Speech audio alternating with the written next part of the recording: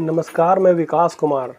आज मैं बात करूंगा कि अभी हाल फिलहाल के दिनों में मार्केट में जो गिरावट आई है, स्टॉक मार्केट जो नीचे आया है, तो बहुत से लोग, बहुत से यूट्यूबर्स, बहुत से न्यूज़ में आपको देखने के लिए मिल रहा है कि 10 लाख एसआईपी के अकाउंट बंद हो गए, 20 लाख एसआईपी के अकाउंट बंद हो गए, हमारा एसआईपी लगातार गिर रहा है, हमारा एसआईपी डूब करके जीरो हो जाएगा।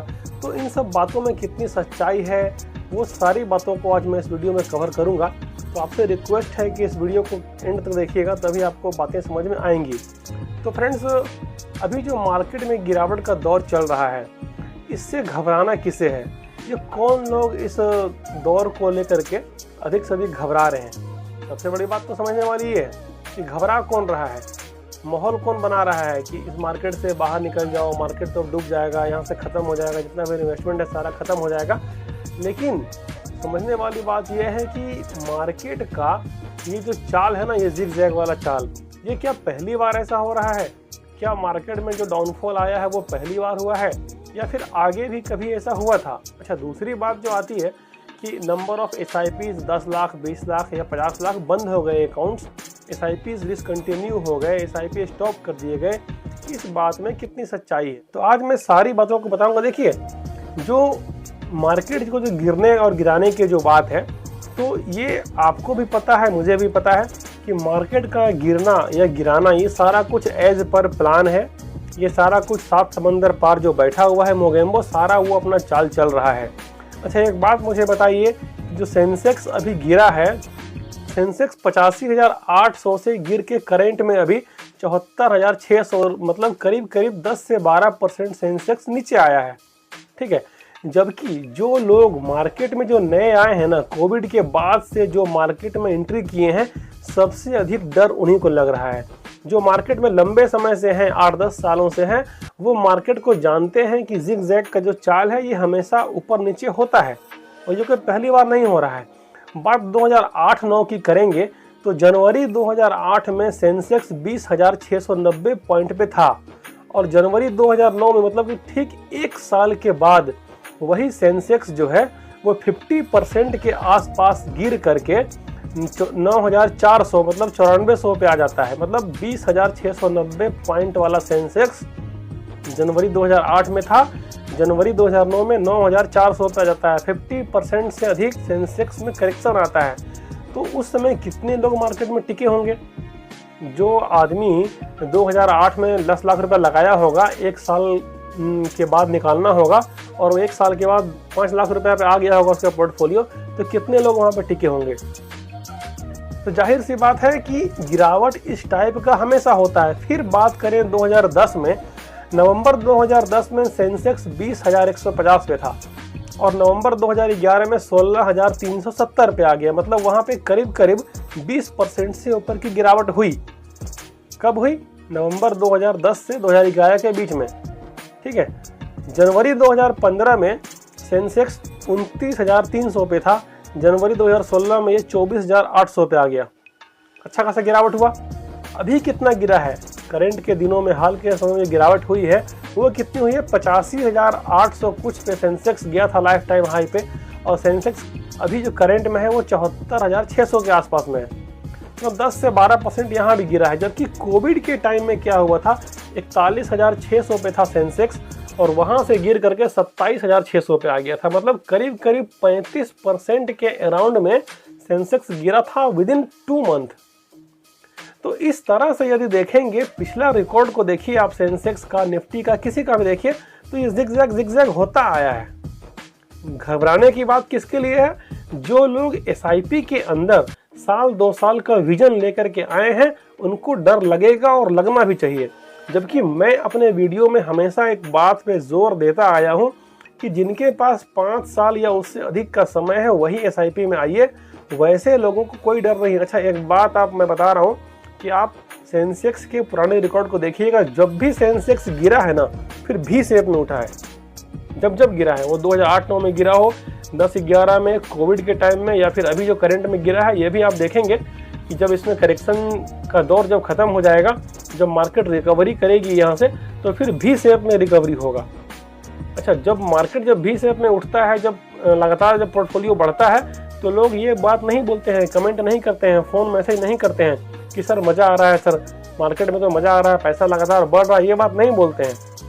मैं हमेशा आप लोगों को शुरू से एक बात कहता आया हूँ कि जिनके पास 5 साल या ऊपर का समय है वही इस म्यूचुअल फंड SIP में आइए। और आज मैं एक बात बता रहा हूँ जिस बात को सुन करके आपका डर खत्म हो जाएगा। वो बात क्या है, जैसे मान लीजिए कि आपने सोनार के दुकान पे गए और 1 लाख रुपया का सोना खरीदा, ठीक है, जितनी भी क्वांटिटी जितना भी ग्राम मिला होगा वो 1 लाख रुपया का आपने खरीदा। कल के डेट में 2 महीना 4 महीना के बाद यदि उस सोना का वैल्यू जो आपने 1 लाख में लिया था वो घट करके 80,000 70,000 पे आ जाए तो आप क्या कीजिएगा? सबसे बड़ा सवाल है आपके लिए। आप तो यही बोलेंगे ना कि सर बेचेंगे थोड़ी ना, अगर कुछ पैसा और होगा तो खरीदेंगे, नहीं होगा तो उसको रखे रहेंगे, क्योंकि आप तो 1 लाख का लिए हैं, इसमें 70,000 का यदि सोना हो जाएगा ना तो आपको कोई बताने के लिए नहीं आ रहा है। बट SIPs के अंदर सबसे बड़ी जो खामी है, जो कमी है, जो मुझे दिखती है वो ये है कि इंसान रोज़ रोज़ सुबह सुबह अपना पोर्टफोलियो चेक करता है।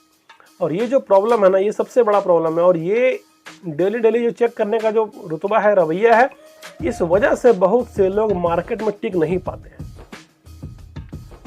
ये डेली डेली चेक करने का चीज़ नहीं है कि डेली सुबह उठें एक बार देख लीजिए कि पोर्टफोलियो अभी कितना गिरा, कितना बढ़ा।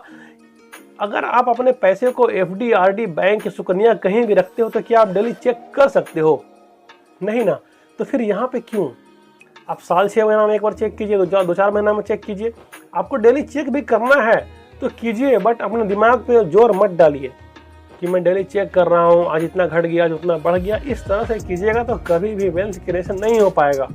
जब जब मार्केट गिरा है V शेप में उठा है, और मार्केट अभी जो करेक्शन आई है, आप यदि SIP जो कंटिन्यू कर रहे हैं उनके लिए आप साल 1-1.5 साल के बाद जब मार्केट वापस अपने लाइफ टाइम हाई पे चला जाएगा, सेंसेक्स और निफ्टी, तब मुझे फ़ोन कीजिएगा, तब मुझे बताइएगा कि सर उस समय जो यूनिट्स आपको मिले कम रेट में वो फ़ायदा हुआ कि नहीं हुआ।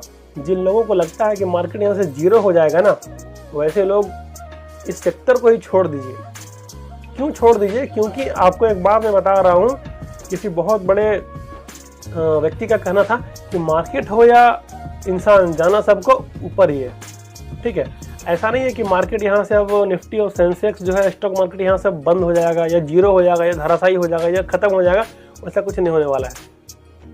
मैंने बताया अभी आपको, गिरावट का दौर मैंने कई बार देखा है। जो लोग नहीं देखे हैं, अच्छा, SIPs, नंबर ऑफ SIPs जो बंद हो रहे हैं, जो डाटा एम्फी का जो डाटा है कि 10 लाख SIPs बंद हो गए, 20 लाख बंद हो गए, ये बात सही है। अच्छा, सही कैसे है? वो कौन लोग हैं जो बंद कर रहे हैं?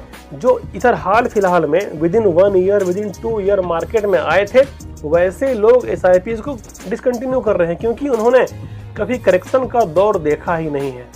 कोविड के बाद जितने लोग आए हैं मार्केट में, मार्केट उस समय के कोविड के बाद से कंटिन्यू सरपट दौड़ रहा था।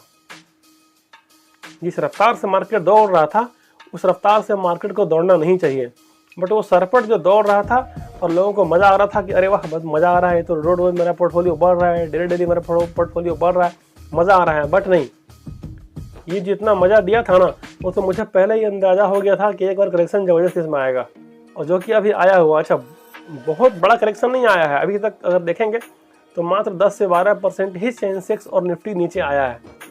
ऐसा नहीं कि 50% नीचे आ गया हो, 30% नीचे आ गया हो, ऐसा नहीं हुआ है। और आप धैर्य रखिए, हिम्मत रखिए, ये 1-2 महीना के बाद मार्केट फिर वहीं चला जाएगा जहाँ पे था लाइफ टाइम हाई। हो सकता है कि 2-4-6 महीना लग जाए या इस साल के लास्ट में, लेकिन चला जाएगा। आपको डरने की ज़रूरत किन लोगों को है?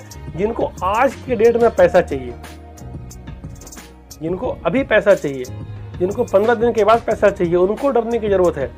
मुझे और आपको डरने की ज़रूरत नहीं है, क्योंकि हमें पैसा कब चाहिए? लंबे समय के बाद, 15-20 साल के बाद चाहिए। तब तक अच्छा खासा पैसा बढ़ चुका होगा, घबराने की कोई ज़रूरत यहाँ पे नहीं है। तो आशा करता हूँ कि हमारी बातें आपको अच्छी लगी होगी, इन्फॉर्मेटिव लगी होगी। आपके भी मन में कोई सस्पेंस है, कोई डाउट है, कोई प्रॉब्लम है, तो मुझे कमेंट कर सकते हैं। मेरा नंबर हर वीडियो में दिया हुआ रहता है, वहाँ पे आप जाके मुझे व्हाट्सअप कर सकते हो, फ़ोन भी कर सकते हो। मैं हर जगह पे अवेलेबल हूँ जवाब देने के लिए।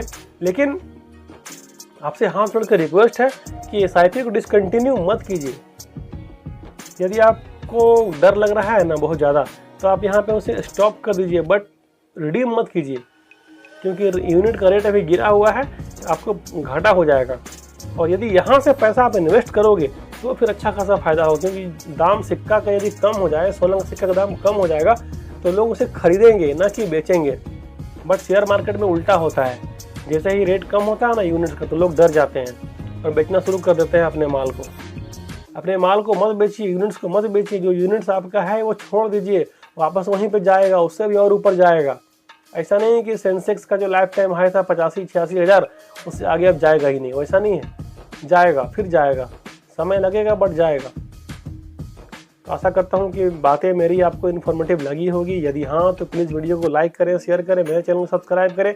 मिलते हैं आपसे अगले वीडियो में, तब तक के लिए बाय और जय हिंद दोस्तों।